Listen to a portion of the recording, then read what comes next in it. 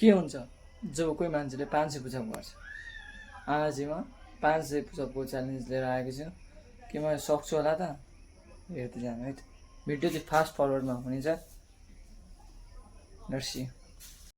मेरो पहिलेको body condition, त्यसपछि गएर मैले 50 पुसअप 50 सुरुमा 50को सेट गरेको थिएँ, त्यसपछि 25 र अन्तिममा 15 गरेको थिएँ। भिडियो फास्ट फरवर्डमा छ।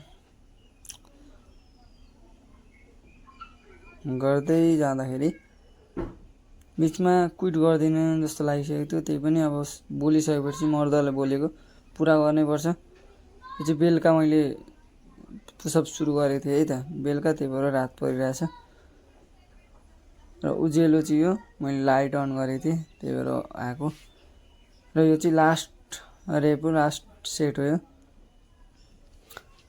लास्ट सेटमा चाहिँ मैले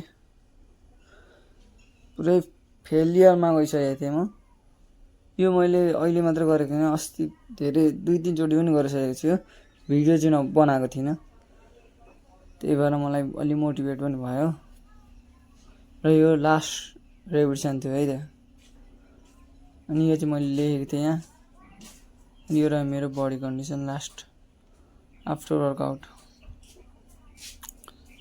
पम्प भएर रातो भइसक्यो छाती पनि। ल